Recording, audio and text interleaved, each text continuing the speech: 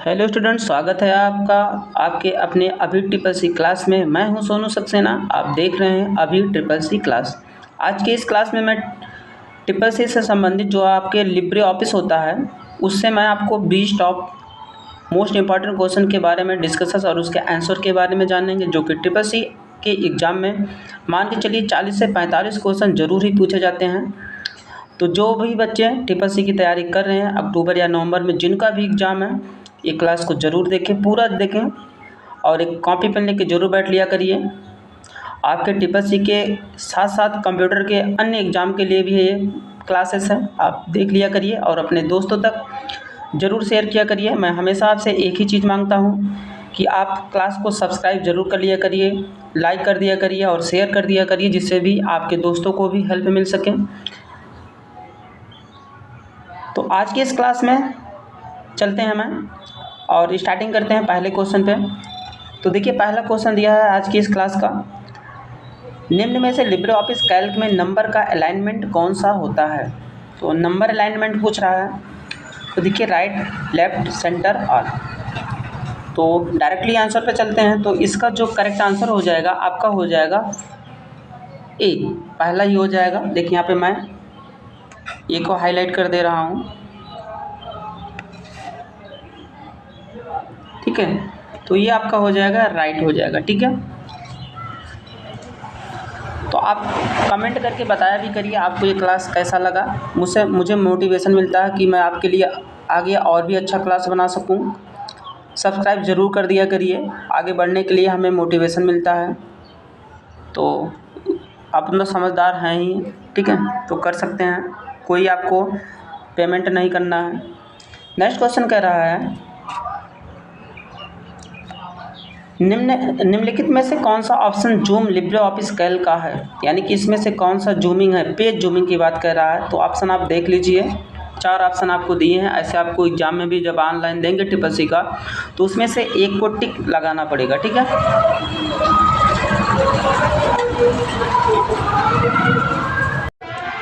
बाकी trick tag word concept का मैंने वीडियो डाल दिया हूँ, जाके प्लेलिस्ट में देख लीजिए। सारे क्लासेस इंक्लूड हैं प्लेलिस्ट में, आप अच्छे से देख लेते हैं तो अच्छे ग्रेड से पास हो जाएंगे, पूरा मैं आपको आशा दिलाता हूँ। तो देखिए, इसका जो करेक्ट आंसर हो जाएगा वो आपका हो जाएगा ए, पहला ही हो जाएगा। यहाँ पे आपको दिया 2% हो, यहाँ पे 400 दिया है, ठीक है। यानी 20 से कम कितना होता है थोड़ा सा आप जान लीजिएगा। अगर कैल्क में पूछेगा कम से कम जूमिंग जो होता है 20%, ज़्यादा से ज़्यादा 400%। अगर यही पूछेगा आपका MS एक्सेल में जो नॉर्मल जूमिंग मिनिमम जूमिंग होता है 10% होता है, नॉर्मल 100% होता है, एक्सेल की बात कर रहा हूँ, और मैक्सिमम 400% होता है। कितना होता है? 400% लिख लिया करिएगा, 400% होता है। अगर पूछेगा लिब्रे ऑफिस कैल्क किसके समान होता है, तो Libre Office Calc MS Excel के समान होता है। लिब्रे ऑफिस जो है एक प्रकार का पैकेज है, और लिब्रे ऑफिस में एक आपका जो प्रोग्राम मैं आज को बता रहा हूँ उस पर डिस्कस कर रहा हूँ क्वेश्चन आंसर, उसका नाम है, उसमें एक है कैल्क। कैल्क जो होता है एक्सेल के समान होता है।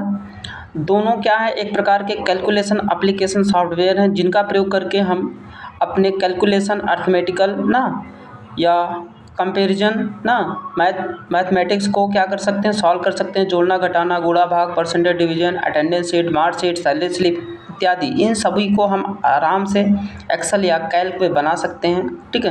तो थोड़ा सा ये था, आप थोड़ा ये जान लीजिए।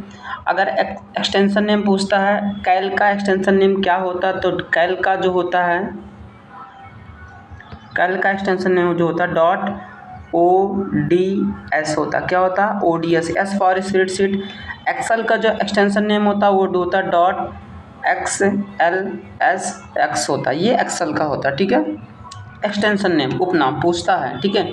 तो आपको समझ में आ गया होगा। चलिए नेक्स्ट क्वेश्चन पे चलते हैं, तीसरे पे। कह रहा लिब्रे ऑफिस, यहाँ पे कह रहा है लिब्रे ऑफिस कैल्क में कुल कितने वर्कशीट होती हैं। तो देखिए यहाँ पे दिया, अब ऑप्शन को देख लिया करिए, 32,000, 48,000, 60,000, कोई सीमा नहीं। तो देखिए लिब्रे ऑफिस कैल्क में जो अधिकतम वर्कशीट होती है आपका होता है 32,000। कितना होता है? 32,000 तक आप खोल सकते हैं वर्कशीट। और आपको बता दें थोड़ा सा जानने के लिए, आपसे पूछेगा अगर रो की संख्या पूछता है, क्या पूछेगा रो की संख्या, तो 10,48,576 होता है। कितना होता है? 10,48,576 ये होता है रो की संख्या। कॉलम पूछेगा, कॉलम जो होता है 1024 होता है। कितना होता है? 1024 कॉलम की संख्या होता है कैल्क में। तो रो की संख्या 10,48,576, कॉलम की संख्या होता है 1024। पूछेगा, ज़रूर पूछता है। सेल की संख्या पूछेगा तो रो और कॉलम को मल्टीप्लाई करके आप निकाल सकते हैं सेल की संख्या कितना होता है। दूसरा पूछेगा, नोट डाउन कर लिया करिए। अगर पूछेगा सेल का जो हेडर कॉलम होता है वो क्या होता है, उसका एड्रेस क्या होता है, तो A2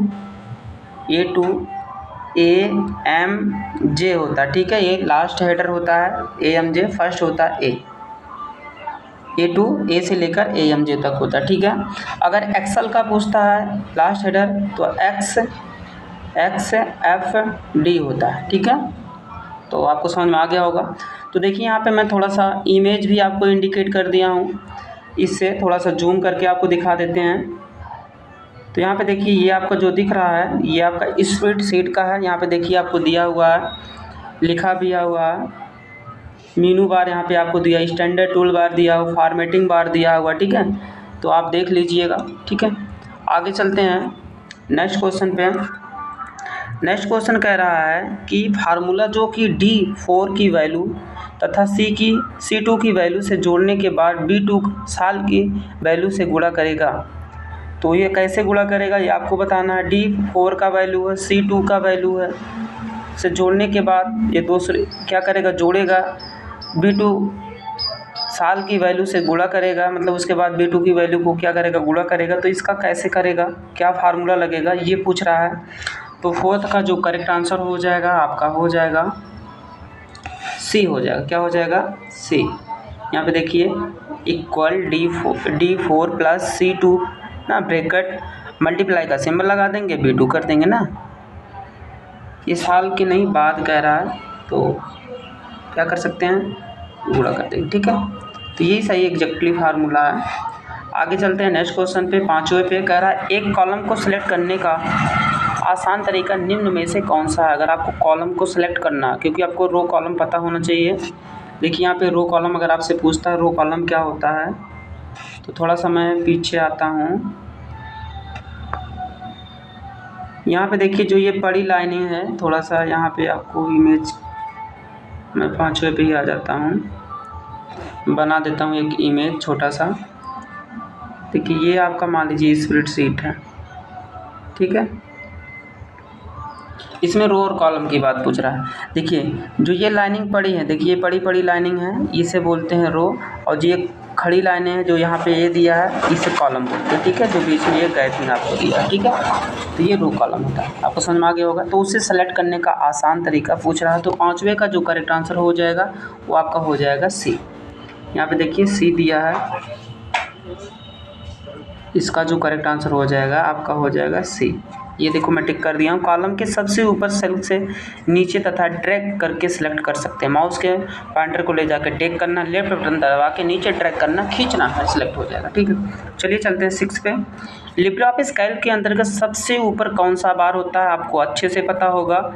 सबसे ऊपर टाइटल बार होता है। क्या होता है? टाइटल। पेज के विंडो के सबसे ऊपर टाइटल बार होता है, जो प्रोग्राम और फाइल का नाम इंडिकेट करता है। पूछता है अगर फाइल का नाम कुछ नहीं है तो लिब्रे ऑफिस कैल्क में क्या शो होगा, तो लिखा रहेगा अनटाइटल फर्स्ट लिब्रे ऑफिस कैल्क। ठीक है, अनटाइटल फर्स्ट। देखिए मैं लिख दे रहा हूँ,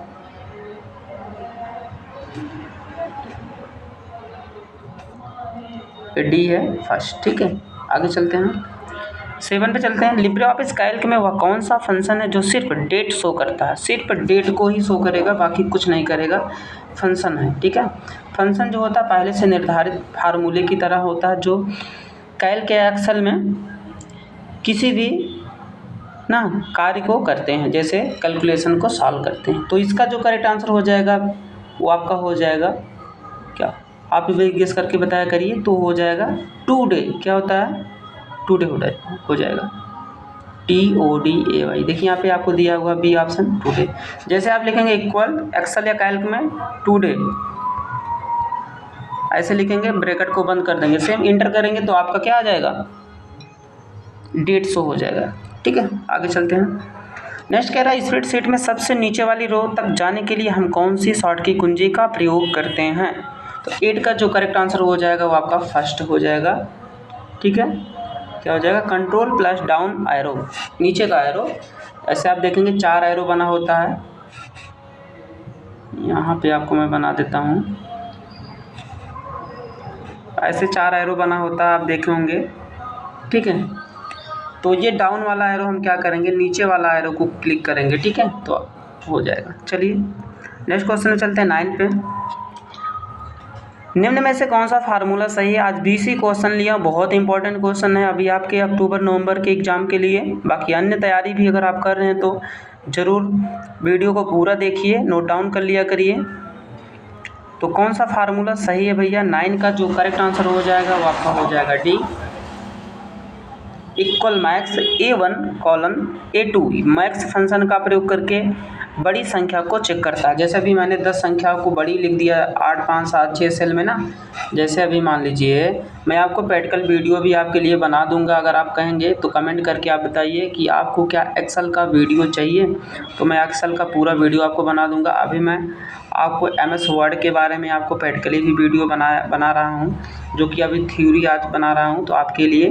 तो जैसे इसमें हम वैल्यू कुछ भी दे देंगे और उसमें से मान लीजिए कोई में 5 है 7 है 8 है ना, ऐसे वैल्यू में दे दिया। अगर इसमें सबसे बड़ी संख्या चेक करना तो मैक्स का प्रयोग करके चेक कर लेंगे। ठीक है, तो इसका करेक्ट आंसर जो आपका हो जाएगा D सही हो जाएगा।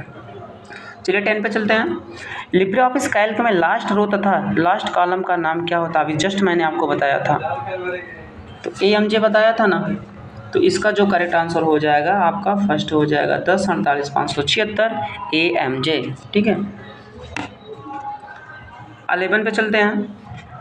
कह रहा यदि फार्मूला को कॉपी करने पर सेल का एड्रेस बदल जाता है तब उसको कहते हैं, क्या कहते हैं। तो इसका जो करेक्ट आंसर हो जाएगा आपका हो जाएगा B, रिलेटिव एड्रेस। क्या होगा, रिलेटिव एड्रेस हो जाएगा। ठीक है, दूसरा हो जाएगा B। चलते हैं आज के क्लास के 12 क्वेश्चन पे। लिब्रे ऑफिस कैल्क में फार्मूला बार को इस नाम से भी जाना जाता है। फार्मूला बार का दूसरा नाम क्या होता है, ऐसा भी पूछा है। इस नाम से भी जाना जाता है। तो फार्मूला बार,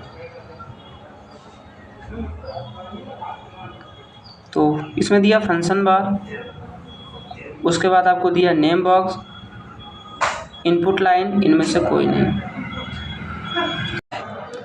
तो इसका जो करेक्ट आंसर हो जाएगा, जो फार्मूला बार को हम जानते हैं इनपुट लाइन के भी रूप में जानते हैं। देखिए यहाँ पे फंक्शन बार जो आपका होता है, नेम बॉक्स जो होता है, नेम बॉक्स जो होता है एक्टिव सेल के बारे में बताता है, जो कि फार्मूला बार के लेफ्ट साइड में होता है। ठीक है, नेम बॉक्स। ठीक है, और फार्मूला बार जो होता है नेम बॉक्स के राइट साइड में होता है। ठीक है, पूछता है कई बार। नेक्स्ट क्वेश्चन कह रहा लोअर केस में लिखे हुए टेक्स्ट को आप अपर केस में करने के लिए कौन सी कमांड का प्रयोग करते हैं। तो 13 का जो करेक्ट आंसर हो जाएगा वो आपका हो जाएगा C, इक्वल अपर टेक्स्ट। ठीक है, आपको टेक्स्ट लिखना है तो इसका आंसर आपका C हो जाएगा। ठीक है, चलिए आगे चलते हैं।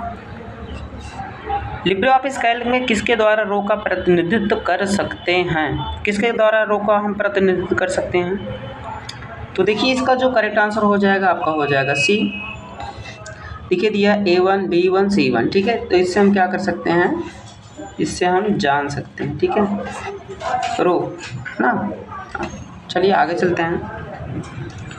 लिब्रे ऑफिस कैल्क के अंतर्गत डायरेक्ट फॉर्मेट को क्लियर करने के लिए शॉर्ट की कुंजी क्या होती है। बहुत ही इंपॉर्टेंट क्वेश्चन हैं सारे। तो 15 का जो करेक्ट आंसर हो जाएगा वो आपका हो जाएगा C। क्या होगा भैया, C, कंट्रोल प्लस M। क्या कर सकते हैं, इसे क्लियर फॉर्मेटिंग कर सकते हैं, कोई बदलाव किए हैं तो उसे हटा सकते हैं। ठीक है, तो कंट्रोल प्लस M। अगर यही पावर पॉइंट में पूछेगा, इम्प्रेस में पूछेगा, न्यू स्लाइड का शॉर्ट की क्या है पावर पॉइंट में, इम्प्रेस में, तो Ctrl+M होता है, ठीक है। बट यहाँ पे फॉर्मेटिंग के लिए दिया है। नेक्स्ट चलते हैं 16 पे। लिब्रे ऑफिस कैल्क के अंतर्गत कितने प्रकार के चार्ट उपलब्ध करते हैं। तो चार्ट कितने प्रकार के होते हैं तो ये आपको बताना है। तो चार्ट को देखिएगा, चार्ट होता क्या है। चार्ट के माध्यम से गणितीय गणनाओं को हम आसानी से समझने के लिए चार्ट का प्रयोग करते हैं, जैसे line chart, pie chart, column chart, bar chart, ऐसे तमाम प्रकार के चार्ट होते हैं। तो 16 का जो करेक्ट आंसर हो जाएगा वो आपका हो जाएगा बी। 10 प्रकार के चार्ट होते हैं कैल्क में, ठीक है। आगे चलते हैं 17 पे। वर्तमान सेल को संपादित करने हेतु हम कौन सी शॉर्ट की कुंजी का प्रयोग करते हैं। सेल को एडिट करना है, संपादित उसी को बोल रहा है। तो 17 का जो करेक्ट आंसर हो जाएगा एडिटिंग करने के लिए तो आपका हो जाएगा F2, ठीक है, एडिट कर सकते हैं। आते हैं 18 पे। लिब्रे ऑफिस कैल्क प्रोग्राम में A1, A2, A3 कॉमा सब में लगा हुआ है। A4 सेल में कुछ संख्याएं दी गई हैं, इनको ट्रांसपोज करने पर सेल एड्रेस क्या होगा। इसका जो करेक्ट आंसर हो जाएगा आपका हो जाएगा A1, B1, C1, D1। ये ऐसे फार्मूला आप लगा सकते हैं कॉमा का प्रयोग करके, ठीक है। चलिए चलते हैं 19 पे आज के क्लास के। लिब्रे ऑफिस कैल्क प्रोग्राम में सेलेक्ट किए हुए सेल को कैसे परिभाषित किया जा सकता है। तो कैसे परिभाषित कर सकते हैं, जो आप सेल को सेलेक्ट कर लिए हैं तो इसका करेक्ट आंसर जो हो जाएगा आपका हो जाएगा ए डीप वाइट बॉर्डर, ठीक है। तो वहाँ पे क्या होगा, एक बॉर्डर हाईलाइट होने लगेगा डीप में, हल्के में। आज की इस क्लास के लास्ट क्वेश्चन पे आते हैं। कह रहा है कि 20 पे एक रो को कॉलम में बदलने हेतु निम्न में से किसकी मदद ली जा सकती है। तो आप किसका मदद ले सकते हैं, तो इसका जो करेक्ट आंसर हो जाएगा वो आपका हो जाएगा ट्रांसपोज, ठीक है। आज मैं आपके लिए लिब्रे ऑफिस से संबंधित जो कि कैल्क है प्रोग्राम, उससे मैंने 20 महत्वपूर्ण क्वेश्चन और उसके आंसर के बारे में डिस्कस किया। अगर आपको ये क्लास अच्छा लगा हो तो आप सब्सक्राइब और लाइक और शेयर ज़रूर कर दिया करिए। कमेंट करके हमें ज़रूर बताइएगा आपको ये क्लास कैसा लगा, ठीक है। तब तक के लिए जय हिंद।